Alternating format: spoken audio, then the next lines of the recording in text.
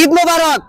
ঈদ মানে আনন্দ আর ঈদ মানে খুশি। আর এই ঈদে এই নারীর টানে বাড়িতে যাচ্ছে হাজারো বাধা বিধি উপেক্ষা করে। আপনারা দেখতে পাচ্ছেন যে রাস্তায় অনেক জ্যাম, এই জ্যামের ভিতরেও মানুষ বাড়িতে যাচ্ছে। কেন যাচ্ছে?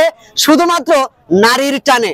আজকে এই যে কষ্ট করে তারা এই যানজটের ভিতরে বাড়ি যাচ্ছে, আমরা তাদের কাছ থেকে কিছু কথা জানার চেষ্টা করব যে তারা আসলে কেন যাচ্ছে। আসসালামু আলাইকুম, কেমন আছেন আপনারা? আছি আলহামদুলিল্লাহ। এই যে এত কষ্ট করে তারপরেও বাড়ি যাচ্ছেন কেন? বাড়িতে যাচ্ছি, মাতৃভূমি, শিকড়ের টান, নারীর টানে যাচ্ছি। একদিন পরে গেলেই তো পারতেন। একদিন পরে ভাই আমরা করি হলো গার্মেন্টসের চাকরি। গার্মেন্টসের চাকরি ছুটি দেয় অল্প পরিমাণ, 10 দিনের ছুটি। তাই একদিন পরে যদি আমরা এখানে একটা ছুটি যদি শেষ করে যাই তাহলে তো আমাদের যাওয়ার দরকার কি? এই জন্য আমরা একটু আগেই বের হই, যাতে একটু আগে যাওয়ার চেষ্টা করি। আগে যে বের হলেন, এই যে জ্যাম জট, কষ্ট হচ্ছে না রাস্তায়? কষ্ট হলেও ভাই কষ্টকে স্বীকার করে নিয়ে আমাদের যেতে হবে। কষ্টটা স্বীকার করেও তারা এগুলো মাথা পেতে নিয়েছে। যাবেই, নারীর টানে বাড়িতে যেতে হবে। শহরে ঈদ করলে হয়তোবা সুন্দর সুন্দর জায়গায় ঘুরতে পারবে, কিন্তু মার সাথে আর বাবার সাথে বসে একবার এক চামচ সেমাই খাওয়ার যে মজাটা, সেই মজাটা হয়তোবা শহরে পাবে না। সেজন্যই তারা এত কষ্ট মেনে নিয়েও তারা যাচ্ছে নারীর টানে বাড়িতে। তো আমরা আজকে আপনাদের দেখাচ্ছি যে আমরা গাজীপুরের শফিপুর কালিয়াকোট থানায় আছি। এখানে যে রাস্তার পরিস্থিতি, যে আমরা ফ্লাইওভারের উপরে আছি, যে ব্রিজের উপরে যে জ্যামজট আপনারা দেখছেন, যতদূর পর্যন্ত চোখ যাচ্ছে আমরা দেখছি যে ততদূর পর্যন্তই জ্যামজট, নিচে উপরে সব জায়গায়।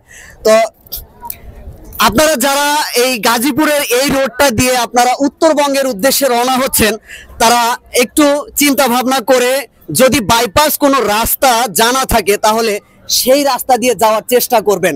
কারণ এই রাস্তায় এখন বর্তমান প্রচুর পরিমাণ জ্যাম, ট্রাক, বাস এবং যা বলি সিএনজি, যাই বলেন না কেন, সকল যানজট উপেক্ষা করে তারা বাড়ির দিকে যাচ্ছে। তো আপনাদের যদি বাইপাস কোনো রাস্তা জানা থাকে অবশ্যই সেই রাস্তাটা অবলম্বন করবেন।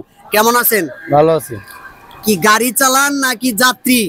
গাড়ি ডিউটি করি। গাড়িতে ডিউটি করতেছেন। এই যে যানজটের মধ্যে কতদিন করতেছেন? 3 দিন ধরে জাম ঠেলতেছি, আপ ডাউন। 3 দিন ধরে জাম ঠেলতেছেন, আপ ডাউন। কষ্ট হয় না? কষ্ট হলে কি করার আছে? আপনার ঈদ করতে হবে না? করতে হবে না। আপনি কার সাথে ঈদ করবেন? ও ফ্যামিলির সাথে ঈদ করবো। ফ্যামিলির সাথে ঈদ করলে এই যে জ্যাম জটের মধ্যে পড়ে আছেন, যদি এখানে ঈদ শুরু হয়ে যায়?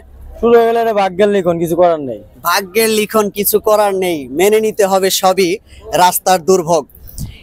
এই যে গাড়ির ড্রাইভার, হেল্পার যাই হোক না কেন, তারা আসলে আমাদের বাড়িতে পৌঁছে দেওয়ার জন্য তারা যে কত চেষ্টা করে।